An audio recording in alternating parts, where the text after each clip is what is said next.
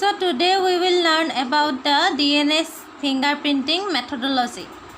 So as you know, we need DNA for the DNA fingerprinting process.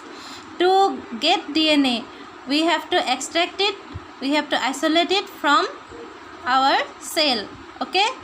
So the sample like blood and hair are used for extraction of DNA.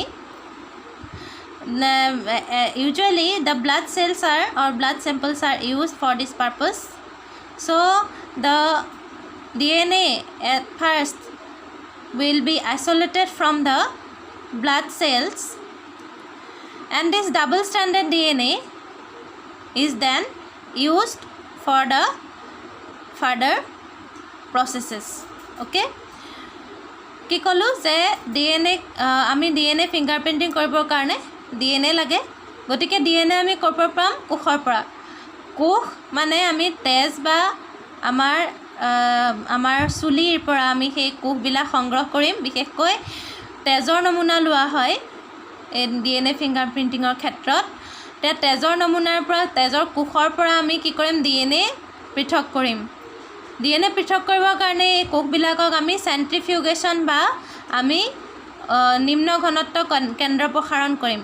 তেতিয়া কি হ'ব? কোষবিলাক ফাটি যায় আৰু ফাটি যোৱাৰ পাছত ইয়াৰ পৰা DNAবোৰ ওলাই আহে। গতিকে আমি আগতেতো পাইছোঁৱেই নিম্ন ঘনত্ব কেন্দ্ৰ প্ৰসাৰণ। So for isolation of DNA from cells, we have to do what? Centrifugation. We have to rotate this sample at very high speed so that the DNA get isolated from these cells. Okay. So after isolation we can proceed to further processes. তাৰপিছত কি হয়? যেতিয়া DNA খিনি আমি উলিয়াই ল'ম, দ্বিসৰ্পিল হয়, এখিনি ডাবল ষ্ট্ৰেণ্ডেড হয়, তাৰপিছত আমি বেলেগখিনি কাম কৰিম। এতিয়া the next step, we have to cut the DNA which is double stranded into small fragments with the help of restriction endonuclease enzyme. So I have mentioned it earlier also. Restriction endonuclease enzyme can cut DNA at specific points. Okay. So in this way we can have small fragments of DNA after treating this double stranded DNA with restriction endonuclease enzyme. Okay. So কি কৰা হ'ল যে DNA খিনি পৃথক কৰাৰ পাছত এই DNA বিলাকক ৰেষ্ট্ৰিকশ্যন এণ্ডোনিউক্লিয়াছ উৎসেচকৰ সহায়েৰে সৰু সৰু টুকুৰাত কাটি লোৱা হ'ল। ঠিক আছে। সো এতিয়া কি হ'ব? ৰেষ্ট্ৰিকশ্যন এণ্ডোনিউক্লিয়াছৰ লগত DNA দি দিয়াৰ লগে লগে ৰেষ্ট্ৰিকশ্যন এণ্ডোনিউক্লিয়াছ উৎসেচকে DNA টুকুৰা টুকুৰকৈ কাটি দিব। সো মই আগতে কৈছিলোঁৱেই যে ৰেষ্ট্ৰিকশ্যন এণ্ডোনিউক্লিয়াছ হৈছে এটা উৎসেচক যিটোৱে DNAক এটা নিৰ্দিষ্ট অংশত কাটিব পাৰে। So the most popularly used restriction endonuclease is EcoR1. EcoR1 টো সাধাৰণতে restriction enzyme হিচাপে ব্যৱহাৰ কৰা হয়। Then we have to separate these DNA fragments. So for separation of DNA fragments, we have to do one process which is called gel electrophoresis. In gel electrophoresis, what we can do, we have to prepare one agar gel plate. So we have to prepare one gel plate, and the gel which is used for the preparation of gel plate is agar gel. Okay. So on this gel plate, this is the gel plate, this is the box, inside this box this is the gel plate, and this box also contains some holes in it, and we have to put the DNA sample in these holes. Okay. So after putting the DNA sample into these holes, we have to give electricity to this box, and this now with the help of electricity the DNA fragments will run over this gel plate. Okay. The heavier or the thicker DNA segments, they will run very slow, and the thinner DNA fragments will run fast over the gel plate. Okay. In this way we can separate the fragmented DNA into small bands. Okay. So আমি কি কৰিলোঁ এই DNA বিলাক টুকুৰা কৰাৰ পাছত আমি কি কৰিম জেল ইলেক্ট্ৰফৰেচিছৰ দ্বাৰা এই টুকুৰাবিলাক পৃথক কৰিম এতিয়া জেল প্লেটখন প্ৰথমতে বনাই লোৱা হয় জেল ইলেক্ট্ৰফৰেচিছ কৰিবৰ কাৰণে এনেকুৱা জেল প্লেটখন বনাবৰ কাৰণে আগাৰ জেল ব্যৱহাৰ কৰা হয় আগাৰ জেল প্লেটখন এনেকুৱা বক্স এটাৰ ভিতৰত দি দিয়া হয় আৰু এই বক্সটোত চাৰিটা এনেকুৱা ধৰা চাৰিটা নহলেও তাতকৈ বেছিও থাকিব পাৰে গতিকে এনেকুৱা কিছুমান ফুটা থাকে বা বিন্ধা থাকে য'ত আমি DNA চেম্পলটো নমুনাটো দি দিব লাগে ঠিক আছে আৰু DNA নমুনাটো ইয়াত দিয়াৰ পাছতে আমি এই বক্সটোত এই বাকচটোত ইলেক্ট্ৰিচিটি বিদ্যুৎ দিম বিদ্যুৎ দিয়াৰ লগে লগে কি হ'ব এই DNA টুকুৰাবিলাক বিদ্যুতৰ সহায়েৰে এই আগাৰ জেল প্লেটখনৰ ওপৰত গতি কৰিব যিবিলাক টুকুৰা গধুৰ হয় বা শকত হয় সেইবোৰ লাহে লাহে গতি কৰিব আৰু ক্ষীণ টুকুৰাবোৰ বেছিকৈ খৰকৈ গতি কৰিব গতিকে আমি এনেকৈ DNA টুকুৰাবিলাক পৃথক কৰিব পাৰোঁ জেল ইলেক্ট্ৰফৰেচিছৰ সহায়েৰে তাৰপিছত কি কৰা হয় পৃথক কৰাৰ পাছত আমি এখন নাইলন আৱৰণিলৈ এই DNA টুকুৰাবোৰ স্থানান্তৰ কৰিম কিহৰ কাৰণে কাৰণ আগাৰ প্লেটখন সোনকালে ভাগি যায় গতিকে সেই আগাৰ প্লেটখনত থকা DNA টুকুৰাবোৰ আমি নাইলন আৱৰণিলৈ ট্ৰান্সফাৰ কৰিম বা স্থানান্তৰ কৰিম তাৰ কাৰণে আমি নাইলন আৱৰণিখন এনেকৈ জেল প্লেটৰ ওপৰত দি দিম দিয়াৰ লগে লগে ইয়াত যিখিনি DNA টুকুৰা থাকিব সেইখিনি আগাৰ জেল প্লেটখনলৈ এনেকৈ গুচি আহিব আগাৰ জেল প্লেটখনত থকা DNA টুকুৰাবোৰ যদি আমি এনেকৈ নাইলন এখন ধৰি লোৱা নাইলন আৱৰণি আৰু আগাৰ জেল প্লেটখনত মই এনেকৈ দি দিলোঁ আৰু দিয়াৰ লগে লগে কি হ'ব আগাৰ জেলত থকা যিখিনি DNA টুকুৰা সেইখিনি নাইলন আৱৰণিলৈ গুচি আহিব গতিকে এনেকৈ কি হয় আগাৰ জেলৰ পৰা nylon আৱৰণিলৈ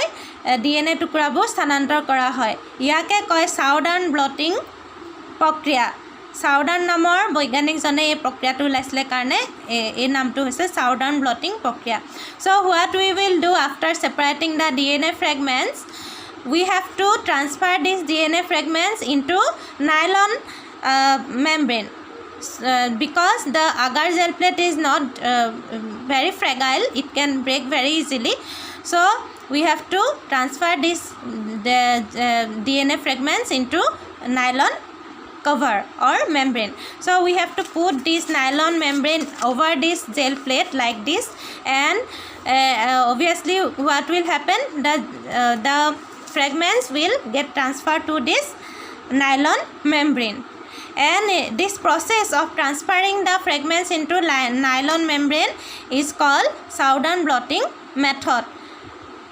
This method was discovered by Saudern the scientist named Saudern therefore this method is named as Saudern blotting method.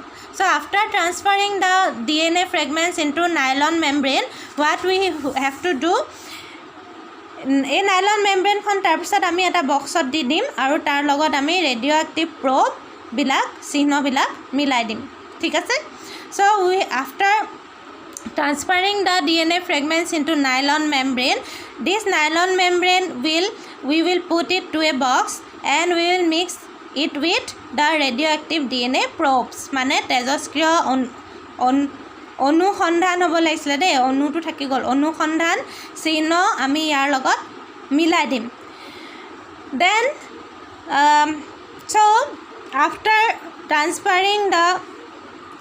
after giving the radioactive probes with the DNA fragments which we have separated out these DNA probes will get hybridized with the DNA fragments they will make pairs okay so in this way we will get hybridized DNA fragments okay so কি হয় যে যেতিয়া আমি nylon আৱৰণিখনৰ লগত nylon আৱৰণিত থকা DNA টুকুৰাবিলাকৰ লগত আমি তেজস্ক্ৰিয় অনুসন্ধান চিহ্ন মিহলাই দিম তেতিয়া তেজস্ক্ৰিয় অনুসন্ধান চিহ্নবোৰ DNA টুকুৰাবিলাকৰ লগত লগ লাগিব পেয়াৰিং কৰিব জোৰা পাতিব আৰু সিহঁতে সংকৰ DNA তৈয়াৰ কৰিব হলে এটা সংকৰ DNA তৈয়াৰ হৈ গ'ল আৰু যিবিলাক থাকি যোৱা DNA টুকুৰা সেইবোৰ আমি কিছুমান কেমিক্যাল বা ৰসায়নৰ সহায়েৰে উলিয়াই দিওঁ মানে ৱাশ অফ কৰি দিওঁ বা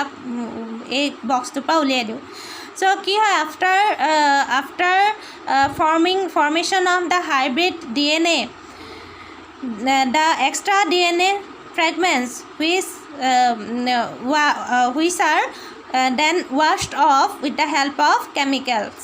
Okay, so after removing the extra DNA probes and extra DNA fragments, then we have to we will put some X-ray film over the DNA fragments. Okay, the DNA hybrid fragments. এতিয়া কি হ'ব যেতিয়া DNA probe বিলাক অনুসন্ধান চিহ্নবোৰ DNA আমি separate কৰা DNA টুকুৰাৰ লগত hybrid হ'ব, সংকৰ হ'ব। তাৰ পিছতে আমি এনেকুৱা এটা আকৃতি পাম য'ত কি হ'ব DNA টুকুৰাবোৰ এনেকৈ দেখা পাম। Okay, so after hybridization we will observe the DNA fragments like this. Okay, they will form bands, এনেকে band বা পাতি নিচিনাকৈ আমি দেখা পাম। So we have to now put one X-ray film over these bands, and now we will clearly see the bands like this. These are the bands of DNA. That means it contain the hybrid DNAs. That means the probe and the tested DNA fragments. Okay, so we will see the DNA, hybrid DNA like bands. Okay, it visible band pattern like barcode, and this look like a barcode. বাৰকোডৰ নিচিনা হয় দেখিবলৈ। মানে কি হয় যেতিয়া আমি এই প্ৰববিলাক অনুসন্ধান চিহ্নবোৰ DNA টুকুৰাৰ লগত পেয়াৰ কৰিব বা জোৰা পাতিব, সিহঁতে সংকৰ DNA তৈয়াৰ কৰিব আৰু কিছুমান পাতি নিচিনা এনেকুৱা আমি দেখা পাম এই নাইলন আৱৰণখনত। তেতিয়া নাইলন আৱৰণখনত আমি এক্সৰে এখন ফিল্ম বা এক্সৰে টুকুৰা এটা দি দিম, এক্সৰে এখন কাগজ দি দিম, ওপৰত এক্সৰে প্লেট এখন দি দিম। এক্সৰে প্লেটখনৰ মাজেৰে আমি এনেকুৱাকৈ দেখা পাম DNA বিলাক কিছুমান পাতি বা বেণ্ডৰ নিচিনা দেখা পাম, যিবিলাক বাৰ কোডৰ নিচিনা দেখা যাব। ঠিক আছে, now we will have to compare this bar কোডছ with the bar কোডছ of আদাৰ পাৰ্চন। অ'কে, বেলেগ এজন মানুহৰ বাৰ কোডৰ বাৰ কোড বুলিয়ে কৈছোঁ। DNA এই বেণ্ডবিলাক এজন মানুহৰ DNA বেণ্ডবিলাক আন এজনৰ লগত আমি এনেকৈ মিলাই চাম। যদি মিলিছে তেতিয়াহ'লে এইজন ছাছপেক্টেড মানুহজনেই ক্ৰিমিনেল হয় সেনেকৈ গম পাম, সেইটোৱে কৰা হয় একচুৱেলি। তাৰপিছতে যদি নাই মিলা তেতিয়াহ'লে গম পাম যে এই মানুহজন ক্ৰিমিনেল নহয়। Okay, so' in this way we can compare the DNA of suspected and the criminal person. Okay, so আৰু ইয়াতে আৰু কিছুমান প্ৰয়োগ আছে DNA ফিংগাৰপ্ৰিণ্টিঙৰ, যিখিনি মই আৰু ক'ম আগলৈ। চ' মই ভাবিছোঁ তোমালোকে বুজি পাইছা এনেকৈ DNA কি হয় প্ৰথমতে উলিয়াই অনা হয়, তাৰপিছত ৰেষ্ট্ৰিকশ্যন এণ্ড'নিউক্লিয়াছৰ সহায়ত কটা হয়, তাৰপিছতে DNA টুকুৰাবোৰ এনেকুৱাকৈ জেল ইলেক্ট্ৰফৰেচিছৰ দ্বাৰা ছেপাৰেট কৰা হয়, তাৰপিছতে নাইলন আৱৰণিলৈ স্থানান্তৰ বা ট্ৰান্সফাৰ কৰা হয়, তাৰপিছতে নাইলন আৱৰণিত থকা DNA বিলাকৰ সৈতে প্ৰববিলাক মিলোৱা হয়। প্ৰববিলাকে এইবিলাকৰ সৈতে কি কৰিব, DNA টুকুৰাবিলাকৰ সৈতে কি কৰিব, সংকৰ DNA বা হাইব্ৰিড DNA গঠন কৰিব, লগ লাগিব। তাৰপিছতে আমি বেণ্ডৰ নিচিনা এনেকুৱা কিছুমান DNA টুকুৰাই এই টুকুৰাবিলাকে সংকৰ বা হাইব্ৰিড DNA টুকুৰাবিলাকে কিছুমান পাতি বা বেণ্ড গঠন কৰিব, আৰু সেইবিলাক আমি এক্সৰে ফিল্ম বা এক্সৰে প্লেটৰ মাধ্যমেৰে চালে আমি তাহাঁতক এনেকুৱাকৈ দেখা পাম, এই DNA টুকুৰাবোৰ এনেকুৱাকৈ দেখা পাম। চ' দে লুক লাইক বেণ্ডছ, আৰু এই বেণ্ডবিলাক DNA বেণ্ডবিলাক আমি অন্য এজন মানুহৰ DNA বেণ্ডৰ লগত আমি মিলাই চাব পাৰোঁ, আৰু যদি একে হয় তেতিয়াহ'লে দুইজন মানুহ দ্য ছাছপেক্টেড এণ্ড দ্য দুইজন মানে ছাছপেক্টেড আৰু ক্ৰিমিনেল মিলি যাব বা একেজনে বুলি গম পাম। তাৰপিছত যদি আমি নিমিলে তেতিয়াহ'লে গম পাম যে, বা যদি কাৰোবাৰ যদি দেউতাক হেৰাইছে বা পুতেক হেৰাইছে তেতিয়াহ'লে যদি পুতেকৰ DNA বেণ্ড হয় দেউতাকৰ সৈতে মিলাই চাম, যদি একে হয় তেতিয়া গম পাম যে এইজন সেই মানুহজনৰে পুত্ৰ হয়। গতিকে in this way we can use the DNA fingerprinting process for various purposes. Okay, so this I will give it to you as picture also. this flow chart. So thank you for this, thank you for your patience, and next we will study about the application of DNA fingerprinting process. Thank you.